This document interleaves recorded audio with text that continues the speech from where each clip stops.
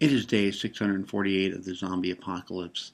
I'm the only human left alive in this little town of Nicollet. No, wait a minute, that's the wrong blog. I'm sorry. Let me start again. I'm supposed to be talking about an ethical dilemma. Um, the ethical dilemma I'm writing about involves a bomb threat at a school and the responses. The setting is a suburban school district high school with 3,000 students. What happens? There's a bomb threat. The principal gets the bomb threat. His response is to immediately evacuate the building, which happened in a very orderly fashion. He then called the police, who came and started a sweep of the building. What happens next? All the kids have evacuated to a football field. When all of a sudden he realizes there are a bunch of cars showing up, and it turns out they're parents showing up to pick up their students who have been calling them on their cell phones. So the students want to leave, and the parents want to remove their kids from what they view as being a dangerous environment. Despite the explanations from the principal that kids have to be accounted for, they have to be checked out, the parents want their kids to leave anyway. In fact, they demand that their kids be allowed to leave. So the ethical considerations. Number one, you have to keep track of who is leaving. Number two, your daily attendance average may be affected. Number three, you risk a mob action from the students. If you tell them they can't leave, they may just all decide to say to hell with it and head on out. And what can you do to stop them? There's also a risk of drive-by shootings. There's a risk of shrapnel and flying debris from a bomb. And then there's the question of whether or not the football stadium that they're housed in is really safe. Is it far enough away from the school if there truly is a bomb?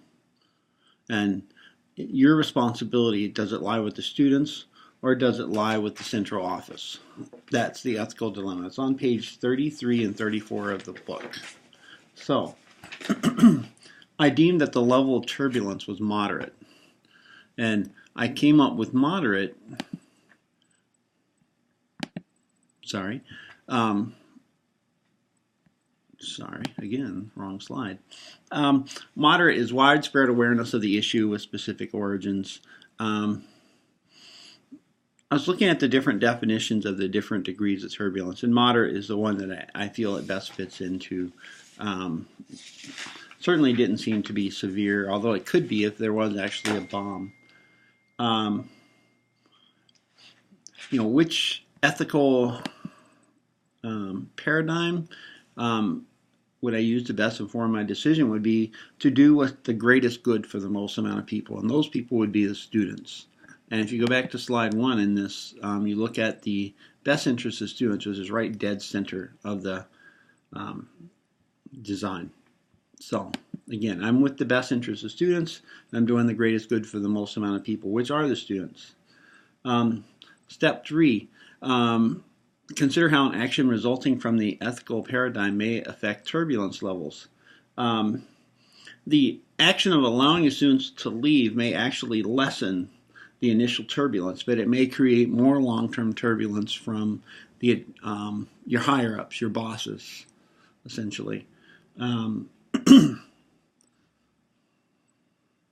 So, and then possible outcomes. Let's say you let the students go and a bomb does go off. There's no harm to the students because they weren't there. However, if you let the students go and there is no bomb, then A, you're going to get guff from your bosses, and B, you have to worry about whether or not they left with their parents. If you let the students stay, then there is the possibility of harm if, in fact, there is a bomb. Or the other possible outcome would be that you resume activities as usual. So, from my standpoint, I would say, what does door number 2 hold? No, I would say it's a tough decision, and I'm glad I don't have to make it. I honestly, if I was in that situation, I would want my child to come home with me if I was available and I knew she was there and there was a possibility. So from a parent standpoint, I would say come home. But from educator standpoint, I would say chances of an actual bomb threat are slim. So let's let them stay and get them back in class and get that education going again. So I wish I was there to be presenting this to you. Unfortunately, I cannot. So thanks and happy holidays, and I'll see you all next week.